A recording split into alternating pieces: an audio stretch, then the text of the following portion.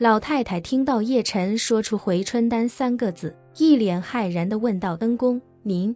也知道回春丹？叶晨点了点头，坦然道：我知道。有句话叶晨没说出口，那便是其实他来的时候专门为江老太太准备了一颗回春丹。江老太太忍不住赞叹道：您果然和孟老祖一样，都是有大神通的人。叶晨面上只是微微一笑，心中却更加惊骇。迄今为止，他虽然从九玄天经中获益良多，但他也不知道九玄天经究竟是何人所著。如今当他得知孟长生竟然在1000多年前就已经炼出回春丹，并且将2颗回春丹赠予江家先祖的时候，他不由在心中自问：莫非我得到的九玄天经乃是孟长生所著？当日在宋家集庆堂老丈人打翻的古董，确实是一只唐代的玉壶春瓶，而孟长生也是唐代麟德年间的人士。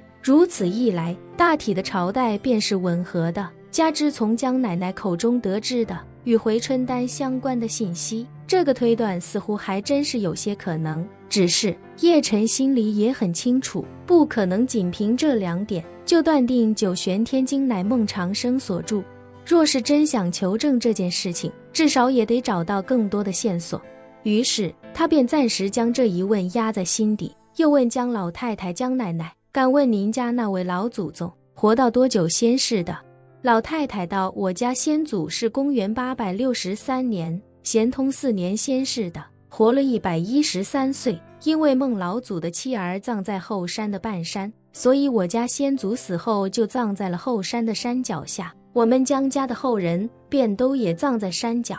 叶晨不禁感叹，老先生活了113岁，减去2颗回春丹的40年阳寿，他靠自己也活到了73岁，在那个年代已经非常罕见了。根据一些不太靠谱的学者统计，唐朝的人均寿命大概是40多岁甚至50多岁，但是他们的统计与考证十分片面，仅仅是从能找到的墓志铭以及有记载的史书上去统计那些有记载的人去世时的年龄，然后再计算一个所谓的平均年龄。可他们忽略了一个很大的问题，能在史书里留名的，能拥有一块墓碑并且有人刻写墓志铭的，本身就是当年那个时代的精英阶层。而且许多夭折的孩童、未曾婚配的年轻人死后是没有留下墓碑的，更不用说那些死后用草席一卷草草掩埋了事的平民百姓。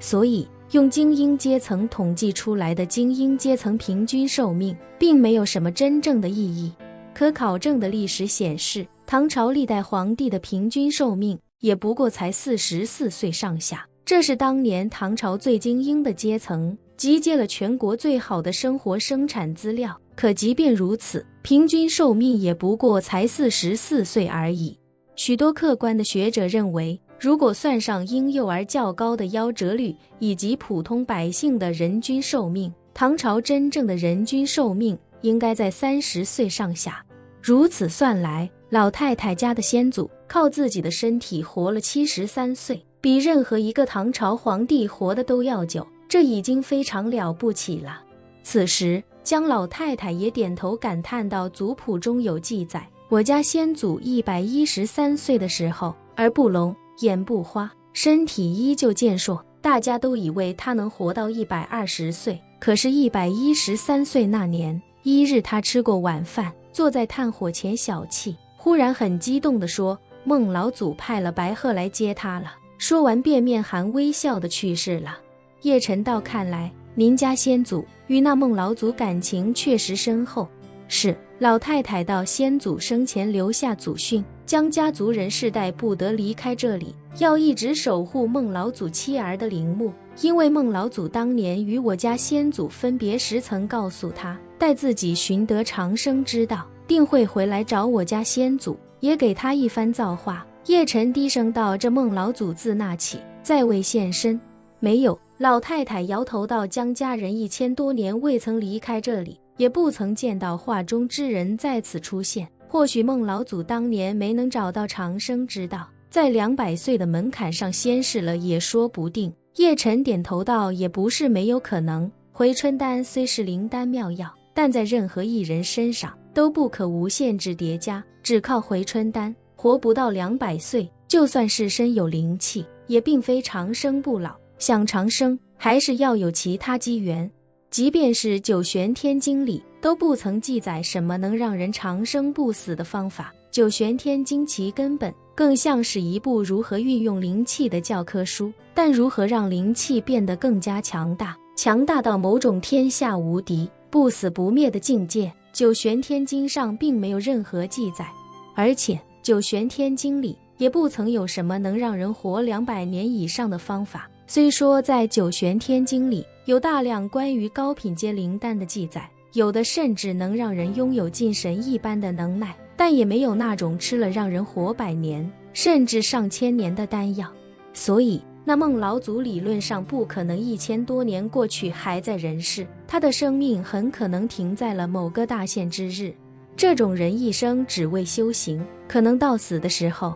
身边也没有一个人陪伴，自己在某个深山老林的洞府之中驾鹤西去，最后也逃不过那6个字：尘归尘，土归土。想到这里，叶晨又问老太太江奶奶：您的族人这么多年一直没离开这里？老太太想了想，开口道：我家祖先的祖训并非是让我们寸步不离，他是希望我们能守在这里，但同时又希望我们能知天下事，所以江家族人一直都很重视读书。我年幼时是我父亲叫我认字读书，后来也送我下山读过中学，中间这么多年也有一些许子孙后代按捺不住偷跑出去，但绝大多数人一直住在这。叶晨问他在这里生活肯定很艰苦吧？老太太笑道：在这深山里，除了生病棘手一些，吃喝都不是问题。我们的族人春夏耕种，秋冬狩猎，一直过得很好，而且这里远离战火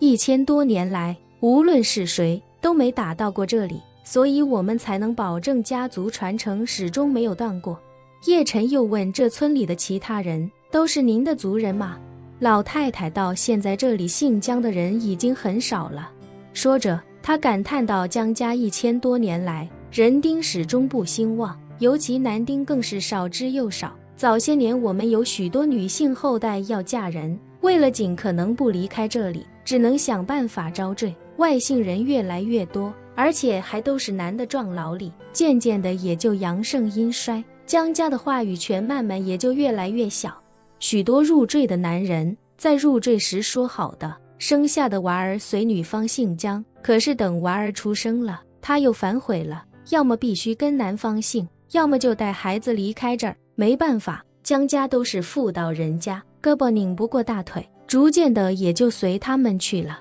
来一个外姓的男人，生几个外姓的娃儿，外姓的娃儿又娶了或是嫁了其他外姓人，久而久之，姓江的也就越来越少。虽然这村里的人往老一辈数都沾亲带故，可是姓江的已经几乎没得了，只剩下我们娘俩了。叶晨点点头，又问：那外姓人知道关于孟老祖的这些事情吗？本期视频结束，欢迎订阅我的频道，这样就不会错过精彩内容。